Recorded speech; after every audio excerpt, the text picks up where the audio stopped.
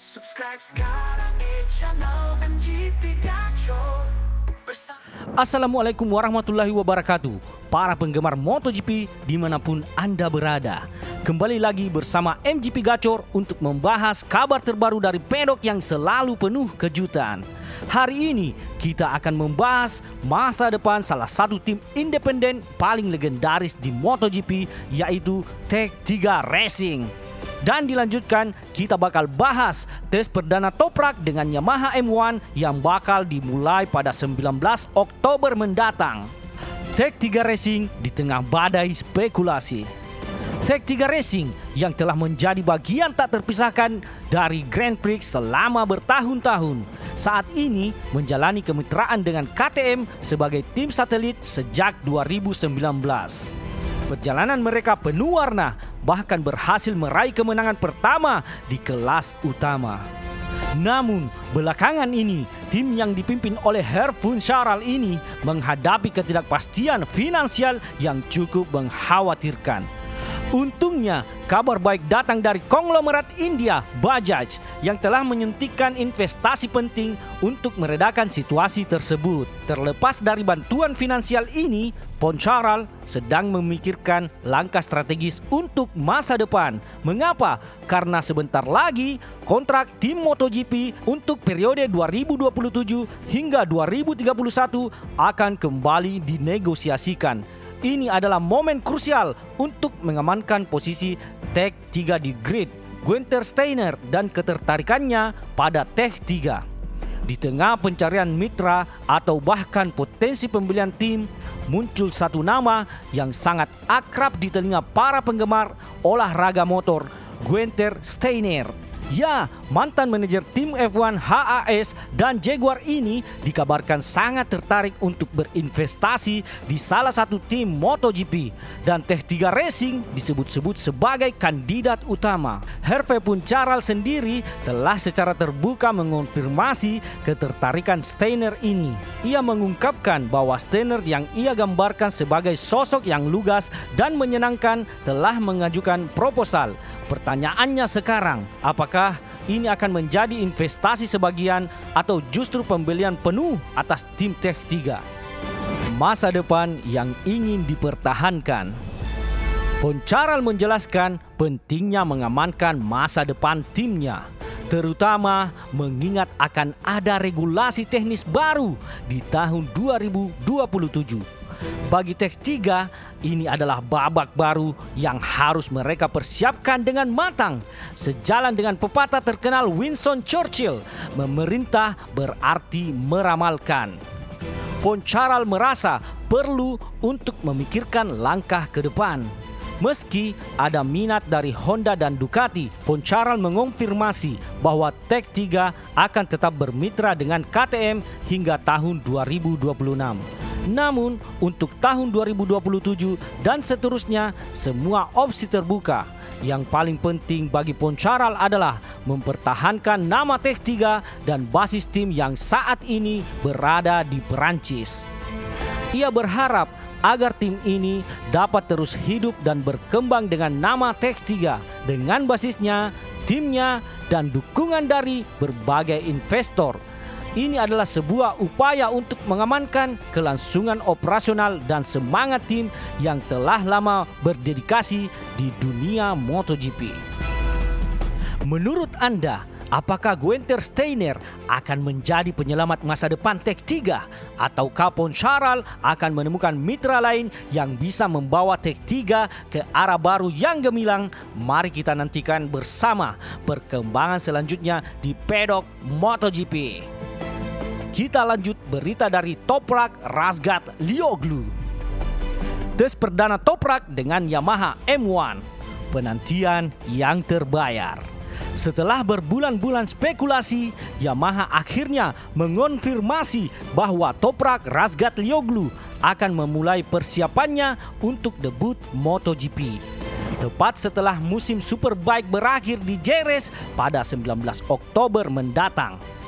Ini berarti kita mungkin akan melihat Toprak melakukan tes privat sebelum tes resmi MotoGP Valencia pada pertengahan November. Sebuah langkah strategis dari Yamaha untuk memberikan Toprak waktu adaptasi yang cukup. Paulo Pevesio, Direktur Pelaksana Yamaha Motor Racing, menyampaikan rasa terima kasihnya kepada BMW atas kerjasama yang baik dalam menangani kepindahan Toprak ini. Pevesio menjelaskan bahwa fakta Toprak berpindah kejuaraan dan telah memberikan gelar penting bagi BMW membuat transisi ini berjalan lebih mulus. Ini Toprak, dia orang baik dan orang-orang ingin mendukungnya semampu kami, ujar Pevesio. Pelajaran dari tes sebelumnya sebuah lompatan keyakinan. Bagi Toprak, tes ini akan menjadi kali pertama ia mengendarai M1 sejak tahun 2023.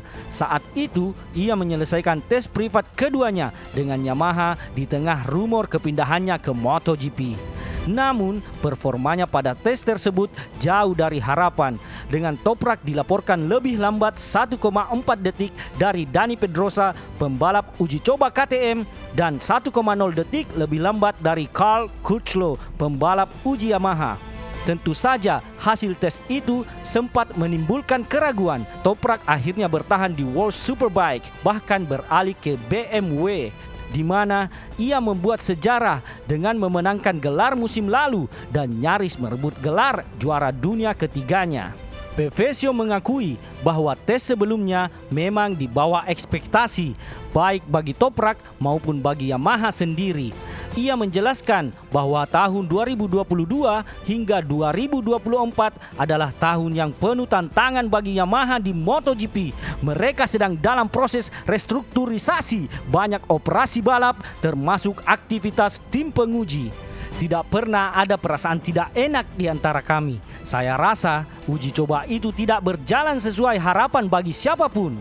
Ini menjadi pemicu bagi Toprak untuk mencari tantangan baru dengan BMW, tutur Pevesio. Namun, pengalaman Toprak di BMW justru memberikan kepercayaan diri yang lebih bagi Yamaha.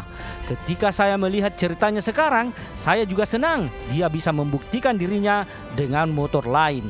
Membuktikan bahwa dia bisa mengganti motor dengan jenis motor lain dan tetap sukses, tambah Pevesio.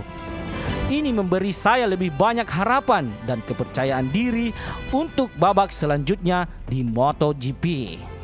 Kursi pabrikan penuh di Pramac, kesempatan emas Toprak.